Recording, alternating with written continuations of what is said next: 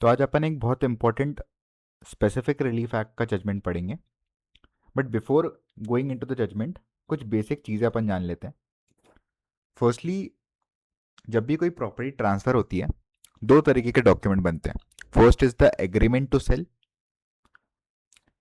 Cell, और दूसरा है सेल डीड।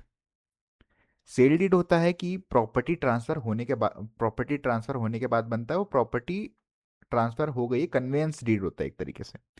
लेकिन जो एग्रीमेंट टू सेल है, it is a well settled law कि एग्रीमेंट टू सेल जो बनता है, that does not confer any interest on the property.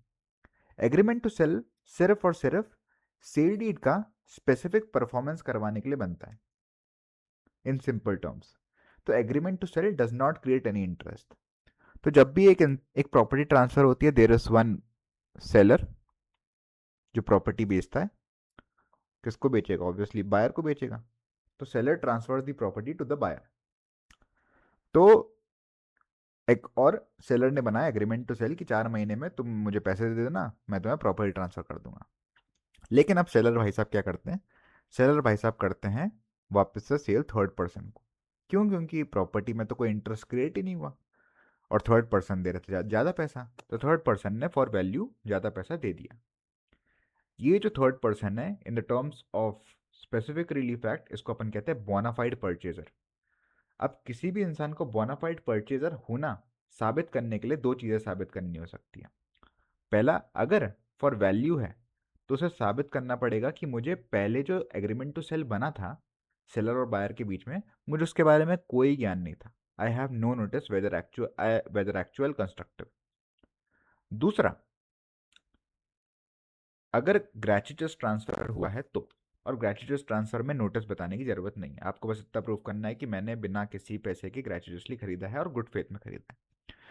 तो ये बोनाफाइड परचेजर हो जाता है। दूसरी बात, सेक्शन 19 बी बोनाफाइड परच sorry section 19 B bonafide purchaser को एक पारस पत्थर बना देता है। क्यों? क्योंकि अगर ये प्रॉपर्टी इसको ट्रांसफर हो गई और एक बोनाफाइड परचेजर है, तो buyer can not claim the property from him, क्योंकि ये बोनाफाइड परचेजर है। Bona fide purchaser has a better title as per section 19 B SRA। लेकिन उसको ये साबित करना होगा, जो साबित करना भी खुद में बहुत मुश्किल काम है, कि वो बोनाफाइड परचेजर है, क्योंकि नोटिस का जो डेफिनेशन है वो काफ़ी वास्ट है। अब दूसरी बात, एक और लॉ जो है वो है अपना लिस पेंडेंस, जो अपना section 52 transfer of property act में दिया है। अब लिस पेंडेंस क्या होता है कि जैसे ही सूट फाइल हुआ, आप प्रॉपर्टी ट्रांसफर तो कर सकते हो, but that property will be subject to the orders of the court. उस सूट का जैसा निराकरण कोर्ट करेगा, उसके सब्जेक्ट रहेगा वो प्रॉपर्टी। तो that is the doctrine of lis pendens. ये फर्क नहीं पड़ता कि वो बोनाफाइड परचेजर है कि नहीं है। तो ये डॉक्ट्रिन ऑफ लिस पेंडेंस है। अब इसी के रिलेटेड एक लॉ जजमेंट आया सुप्रीम कोर्ट का, that is Alka Shrirang Chhaman versus Hemchand Rajaram Bhosale. 2026 supreme court जनवरी का जजमेंट है। इसमें जो फैक्ट्स ऑफ द केस हैं, सबसे पहले तो हेमचंद राजाराम भोसले हैं, जो डिक्री होल्डर है, जो अल्टीमेटली बायर है, जिसने प्रॉपर्टी खरीदी। दूसरी बात, राजाराम भोसले बोकाले, जिसने प्रॉपर्टी बेची और उसने एग्रीमेंट टू सेल दिया। अब इन भाई साहब, ये देखो डरे हुए हैं भाई साहब, इन भाई साहब ने क्या किया, इनके साथ एग्रीमेंट टू सेल तो किया हेमचंद जी के साथ, लेकिन ये प्रॉपर्टी इनने बेच दी इन लोग को। ये कौन हुए? ये हुए भैया बोनाफाइड परचेजर। ठीक है। अब ये जो प्रॉपर्टी इनने बेची, ये सूट फाइल होने के बाद बेची। ठीक है। एक बार फैक्ट्स टाइमलाइंस देख लेते हैं। टाइमलाइन ये था कि एग्रीमेंट टू सेल बना 1973 में, 1986 में सूट फॉर स्पेसिफिक परफॉर्मेंस आया, और सूट फॉर स्पेसिफिक परफॉर्मेंस जैसे ही फाइल हुआ, इनने बोनाफाइड परचेजर को प्रॉपर्टी बेच डाली।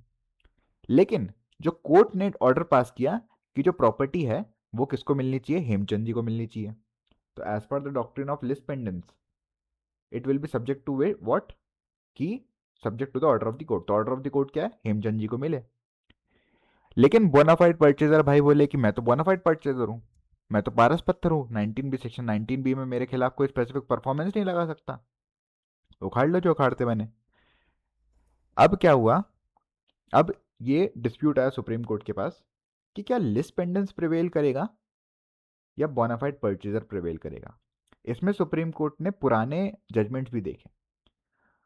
जो पुराना एक जजमेंट है वो ये कहता है कि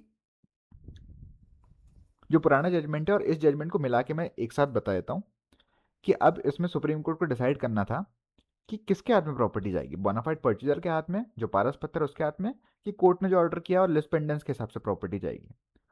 तो कोर्ट ने ले डाउन किया कि जैसे ही सूट फाइल हो गया, जैसे ही सूट फाइल हो गया, ये देखो ये सूट यहाँ पे फाइल हुआ, सूट फाइल होने के पहले अगर कोई इंसान बोनाफाइड परचेजर है और उसको प्रॉपर्टी जाती है और वो साबित कर लेता है वो बोनाफाइड परचेजर है, स्पेसिफिक रिलीफ के मामलों में एक स्पेसिफिक इशू बनता है कि whether this person is a bona fide purchaser और नॉट, और वो साबित कर देता है तो भैया ये पारस पत्थर प्रिवेल कर जाएगा।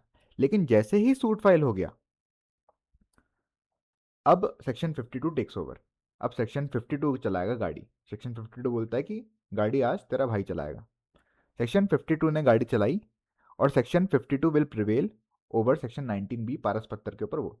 तो अब जो प्रॉपर्टी है कायदे से किसको जानी चाहिए as per this law, Hemchand जी के पास जानी चाहिए। तो जो पारस पत्थर सेक्शन 19B ने दिया था कि बोनाफाइड परचेजर को मिलनी चाहिए, that is taken over by section 52।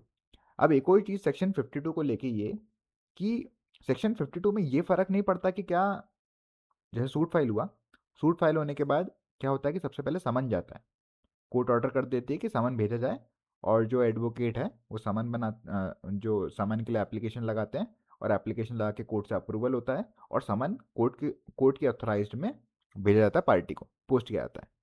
अब अगर उसको पता ही नहीं चला कि सूट उसके खिलाफ लगा है, समन भेजने से पहले ही अगर उसने प्रॉपर्टी भेज दी, तो क्या उससे कुछ फर्क पड़ता है? तो कोर्ट ने बोला लिस्ट पेंडेंस में उससे कुछ नहीं फर्क पड़ता। From the date of institution of suit से लेके एंड तक के जजमेंट तक के, और अगर अपील भी फाइल हो, appeal is a continuation of suit, तो लिस्ट पेंडेंस अप्लाई हो जाएगा, तो उससे कुछ फर्क नहीं पड़ता। तो अगर जैसे ही सूट फाइल हो गया उसने प्रॉपर्टी बेच दी तो it will be attracted by the doctrine of lis pendens और lis pendens will prevail. Supreme court ने जो पुराना जजमेंट था और जो अभी का जजमेंट है, लाला दुर्गा प्रसाद वर्सेस लाला दीपचंद और अलका छवन जो अभी का जजमेंट है, इसमें डिस्टिंक्शन क्रिएट किया ऐसे कि सूट फाइल होने के पहले बोनाफाइड परचेजर का राइट प्रिवेल करेगा और सूट फाइल होने के बाद लिस्ट पेंडेंस प्रिवेल करेगा। तो बिफोर द सूट और आफ्टर द सूट का यहाँ पे खेल है। दूसरी बात, दूसरा एक जो चीज़ सुप्रीम कोर्ट ने यहाँ पे रिएटरेट किया जजमेंट में, कि जो एग्जीक्यूशन प्रोसीडिंग है उसमें जो ट्रांसफरी पेंडेंटलाइट है उसका कोई इंडिपेंडेंट अधिकार नहीं है कि वो एग्जीक्यूशन प्रोसीडिंग में रोक लगाए कि ऑब्स्ट्रक्ट करे कि नहीं नहीं ये जो प्रॉपर्टी है मेरे को मिलनी चाहिए करके, तो उसका कोई इंडिपेंडेंट अधिकार नहीं है। ये भी सुप्रीम कोर्ट ने इस जजमेंट में कहा ना। इस जजमेंट में सुप्रीम कोर्ट ने एक एक्स्ट्रा ऑर्डिनरी स्टेप लिया। अब जो हेमचंद जी थे, जिनको कोर्ट ने बोला था कि इनको प्रॉपर्टी मिलनी चाहिए लिस्ट पेंडेंस के हिसाब से, हेमचंद जी को प्रॉपर्टी 40 साल से मिली ही नहीं, केस लग जा रहा, बार बार केस लग जा रहा। तो सुप्रीम कोर्ट ने सेक्शन 152 का 142 सॉरी आर्टिकल 142 का स्टेप लिया और बोला कि no further application of petition either by the appellants और by judgment debtor shall be entertain by any court. Supreme court ने स्पेसिफिकली कहा since then it has been more than 3 decades but the respondent number 1 is yet to enjoy the fruits of the litigation success. जिसको litigation success मिला था, degree holder बन गया था, उसको अभी तक उसका फ्रूट ही एंजॉय करते नहीं मिला। तो in order to ensure that respondent number 1 does not have to undergo the ordeal of further frivolous litigation, we deem it appropriate to issue certain directions। तो ये direction to do complete justice उन्होंने pass किया। तो final order ये हुआ कि appeal dismiss हो गई, और जो अपेलेंट को कहा, अपेलेंट कौन था, बोनाफाइड परचेजर अपेलेंट था, उन्होंने अपील फाइल करी थी कि हमको प्रॉपर्टी दो यार, टू हैंड ओवर है।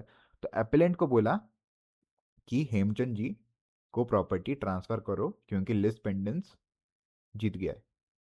तो यहाँ पे lis pendens will prevail over the bona fide purchaser. और जो मैंने नोटिस वाला कि फर्क नहीं पड़ता कि नोटिस भेजा कि नहीं भेजा लिस्ट पेंडेंस में, वो कौन से केस में रिएटरेट हुआ था, Siddham Setty infrastructure private limited versus Katta Sujatha Reddy 2024 supreme court. अब ये जो जजमेंट का नाम है वो है Alka Shrirang Chavan and others versus Hemchandra Rajaram Bhosale and others, जजेस bench date of judgment January 12 और साइटेशन 2026 INSC 52।